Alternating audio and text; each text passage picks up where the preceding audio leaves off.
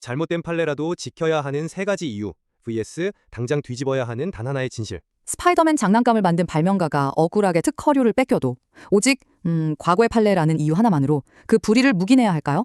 미국 대법원의 킴블 판결 사례군요. 네, 맞습니다. 대법원이 경제학적으로 틀렸다는 걸 뻔히 알면서도 오직 50년 전 판례를 그대로 따랐거든요. 오늘 끝까지 시청하시면 대법관들이 명백히 틀린 과거의 판결을 고집스럽게 유지해야 되는 이유와 그 이면에 숨겨진 경로의 존성의 딜레마를 깨닫게 되실 겁니다. 저는 법적으로 틀린 판례는 즉각 폐기되어야 한다는 입장을 대변하겠습니다. 굉장히 자극적인 시작인데요. 하지만 저는 다르게 묻고 싶습니다. 어제까지 합법이던 내 계약이 오늘 갑자기 대법원의 변덕으로 불법이 된다면 우리 일상은 어떻게 될까요? 저는 아무리 잘못된 판례라도 법적 안정성을 위해 예외적으로 수호되어야 한다는 입장에서 오늘 논의를 이어가겠습니다. 시민들이 느낄 혼란, 충분히 이해합니다. 하지만 평범한 직장인들이 이 침불 속관을 본다면 아마 이렇게 말할 겁니다. 아니, 틀린 걸 알았으면 당장 고쳐야지. 왜 연날 눈치를 보냐고 말이죠. 브랜다이스 대법관이 지적했듯이 사법부의 판단도 결국 시행착오의 과정이거든요. 법관의 진짜 임무는 과거의 실수를 답습하는 게 아니라 법률 그 자체를 따르는 거 아닙니까? 그 시행착오라는 말씀은 사법부의 무게감을 너무 가볍게 보시는 것 같습니다. 판례를 뒤집으려면 단순히 과거가 틀렸다는 확신만으로는 부족해요. 오코너 대법관이 K씨 판결에서 강조했듯 사회는 이미 그 판례를 신뢰하고 움직이고 있습니다. 제도가 굳어지는 이 강력한 경로의 존성을 무시하고 틀렸으니까 당장 바꾸자. 이건 극심한 사회적 조정 비용을 부르는 위험한 발상입니다.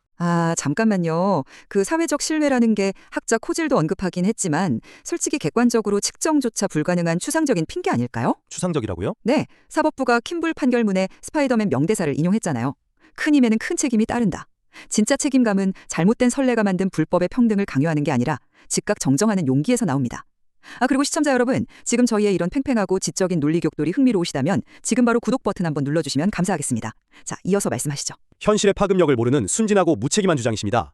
멀리 갈 것도 없이 우리나라 대법원이 일반 육체 노동자 가동연한, 즉 일할 수 있는 나이를 55세에서 65세로 올렸을 때를 떠올려 보시죠. 당장 어떤 일이 벌어졌습니까? 그 판결은 확실히 기존 55세 판례를 믿고 촘촘하게 짜여있던 막대한 보험료 체계와 계약 기준 전체가 송두리째 흔들렸습니다.